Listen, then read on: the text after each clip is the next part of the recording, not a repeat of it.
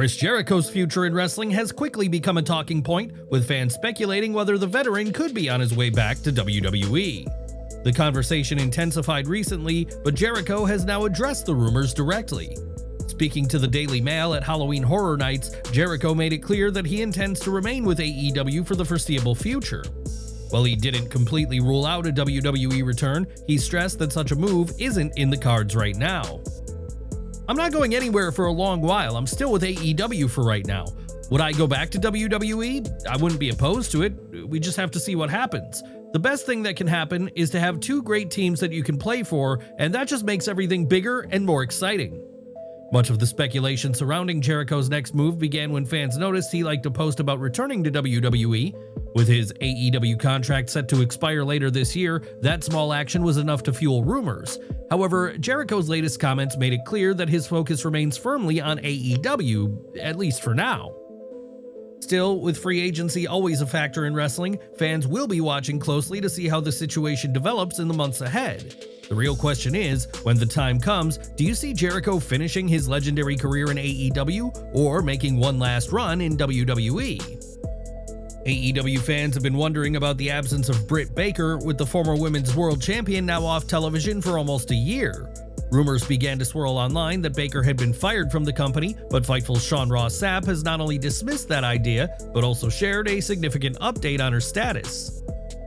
Speaking during a Fightful Select Q&A, Sapp revealed that Baker has stayed in shape throughout her time away and is fully ready to return to AEW television whenever called upon.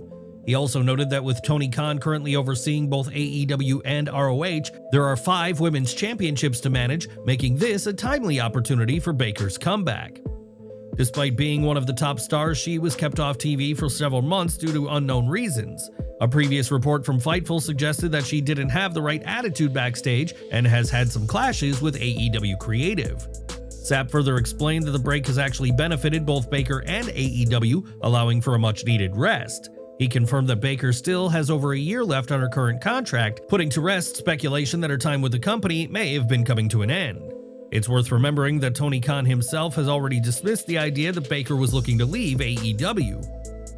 The real question now is, how should AEW book Britt Baker once she finally makes her return to television? With whom should she feud next? Sound off in the comments below. AJ Lee made her long-awaited comeback on last week's SmackDown, and she did so in a dominant fashion by destroying Becky Lynch. The return immediately sparked excitement across the WWE universe, and now her next move has already been revealed. Adam Pearce confirmed on X that AJ Lee will be appearing on Raw tonight. Her involvement will set the stage for a blockbuster mixed tag team match, AJ Lee and CM Punk teaming together against Seth Rollins and Becky Lynch at WWE WrestlePalooza on September 20th. On top of that, there is already speculation that WWE could line up a one-on-one showdown between Lee and Lynch for the Intercontinental Championship in the near future. As previously reported, AJ has signed a full-time multi-year deal with WWE, ensuring that her presence on programming will be more than just a nostalgia act. Fans can expect to see her as a consistent figure on television moving forward. Interestingly, AJ might not be the only name from her era making a return.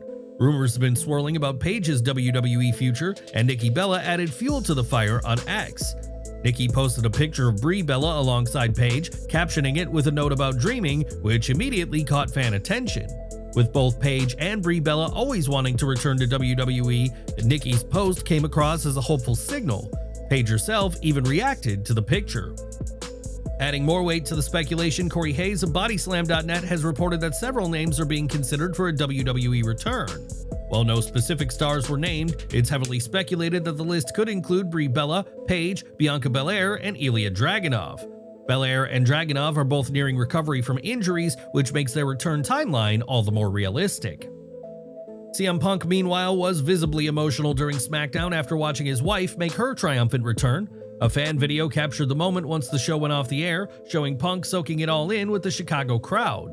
The Second City Saint shared an embrace with AJ inside the Allstate Arena as fans erupted with cheers, turning the night into a celebration of both their careers. With AJ Lee officially back, speculation surrounding other possible returns, and WrestlePalooza fast approaching, WWE seems to be leaning into a wave of nostalgia blended with fresh storytelling. The question now is, which comeback are you most excited to see unfold? Sound off in the comments below. Enjoying the video? A quick like goes a long way in helping us grow and deliver more wrestling news you care about. Wade Barrett has stepped in to set the record straight after reports surfaced suggesting that his time as a main roster commentator had come to an end. Taking to Twitter, Barrett addressed the rumors that he had been removed from WWE's commentary rotation and would no longer be on the road. He admitted that he usually ignores what he called BS reports, but explained that this particular story was creating unnecessary negativity towards his colleagues. Barrett clarified that the situation was far simpler than the rumors suggested. WWE had given him a couple of weeks off for personal time, something he booked 9 months ago, and he confirmed he'll be back on commentary once that time is over. He brushed off the speculation entirely, describing it as a complete non-story. These rumors followed reports from certain outlets claiming that Barrett was no longer part of the main roster team moving forward. The confusion only grew after the September 5th episode of SmackDown, where WWE officially announced that Michael Cole and Corey Graves would serve as the commentary team for both Raw and SmackDown, with Joe Tessitore stepping aside temporarily to cover college football for the next couple of months. That announcement naturally raises questions about how WWE plans to handle its other broadcast team. For the past several months, NXT commentary has featured Booker T, Vic Joseph, and Corey Graves, but with Graves now firmly established back on the main roster, WWE appears set to shake things up once again. According to a report from Bodyslam.net, the NXT booth is expected to return to a two-man team, with Vic Joseph and Booker T calling the action going forward. Do you prefer the NXT commentary team as a duo with Booker T and Vic Joseph, or do you enjoy the three-man booth with Corey Graves included? Share your thoughts in the comments below. More AEW news now, as MJF, one of the biggest stars in AEW, has typically been featured exclusively on Dynamite over the years. However, that changed this week when he made a surprise appearance on Collision. He appeared during the main event of the show, a singles match featuring Konosuke Takeshita and Mark Briscoe, which was proving to be a thrilling encounter until MJF made his entrance. He cost Briscoe the match and then went on to brutally attack him until Takeshita stepped in to stop it. However, that led to them getting physical as well until Don Callis broke it up, with AEW teasing a major feud between them for the future. MJF continued to make his feelings toward Briscoe known when Takeshita left the ring as he continued to beat him up, eventually challenging him to a match as the rivalry continued. While MJF showcased his aggressive attitude during this segment and his typical heel persona, away from the ring, this past week proved to be a huge moment in his life, and fans got to see a different side of him. MJF got married to popular interviewer Alicia Atout as they took the relationship to the next level in front of their family and friends. Short videos and pictures have surfaced online, giving fans a look at how it all unfolded.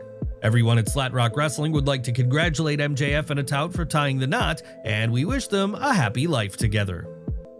This week's episode of AEW Collision featured an exciting moment as Dalton Castle made his return to television after being out of action for over a year after suffering a torn bicep against Roderick Strong in July 2024. His return came in a vignette where the Outrunners were seen searching for answers to their problems, which is when he appeared to have a moment with them, the segment featuring a parody of Predator starring Arnold Schwarzenegger. How far AEW will look to take the partnership between the Outrunners and Castle will remain to be seen, but there's certainly a lot of potential with them. Another man who hasn't been an in-ring talent for almost a year is Bryan Danielson, with his future as a wrestler being unclear at this point.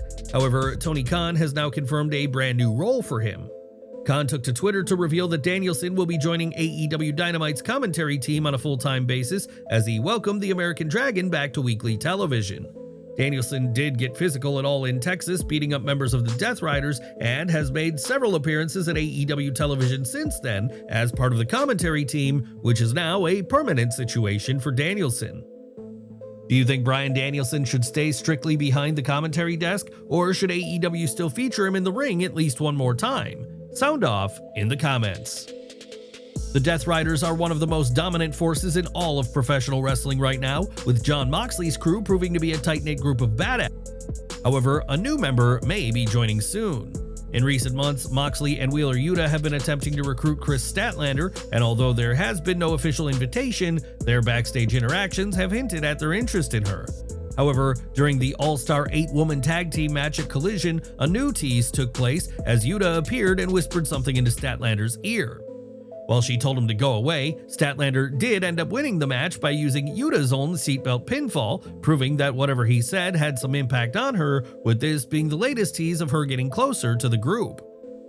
We now have a major spoiler about the latest set of TNA tapings that includes a surprise return, so if you don't want to know that, please skip ahead. In TNA news, the latest set of TV tapings in Minneapolis saw a huge return take place as former TNA World Champion and WWE superstar Ken Anderson, better known as Mr. Kennedy to some, made a surprise appearance.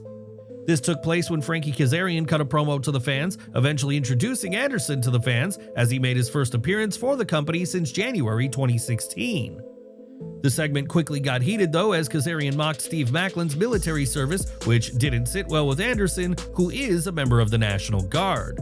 Anderson was attacked before he could take things any further though, as Jake something beat him down until Maclin made the save, with this segment setting up a match between Kazarian and Maclin at Bound for Glory. Fans will get to see Anderson in action though, as later in the tapings, he teamed with Maclin to defeat Jake something and Frankie Kazarian, with Anderson rolling back the years. His return proved to be a popular moment for those in attendance, but it remains to be seen whether or not he'll be a permanent feature or if this is just a brief appearance. Anderson may have given some answers to that question during his Mic Check podcast, where he addressed the return, claiming that it was a one-off opportunity. I don't know. I can't say anything other than, as far as I'm concerned, and as far as anyone is concerned, it was a one-off. It was an opportunity. TNA was here in town, and a bunch of people, a bunch of friends of mine like Nick Nemeth, Matt Hardy, Frankie Kazarian, and Tommy Dreamer put in a word and said, "Hey, we're in Ken's town, maybe we should do something with him." He went on to discuss how the opportunity arose, revealing that it was finalized quickly once the conversations began. Also, Ross Foreman, he runs TNA's meet and greets. We did something because TNA came here 2 weeks ago to do a bunch of media. They reached out to me and wanted the Hardys to come to the Academy to do a seminar, just offer that for free. So seriously, all of it transpired in the last couple of weeks. Frankie reached out to me and said, "Hey, I have an idea, I'm gonna pitch it," and that was about a week and a half ago at most. Of course, in professional wrestling, it's hard to ever take anyone's word as gospel, and if Anderson's appearance proves to be popular when it airs on television, then there's always a chance he'll turn up again down the line. Unfortunately, we now have some sad news to report as Florida-based independent wrestler Jaka has passed away at the age of 39. The former Evolve Tag Team Champion, whose real name is Jonathan Echevarria, had been in intensive care in critical condition after suffering a heart attack. The news came just 3 days after his sister set up a GoFundMe to help with his medical bills. Jaka had debuted in 2007 and worked for multiple promotions, including Beyond Wrestling, Chikara, CZW, and GCW. While he's best known for his tag team run with Chris Dickinson in Evolve, where they won the tag team titles twice. Flat Rock Wrestling would like to offer our condolences to Jaka's family and friends at this sad time.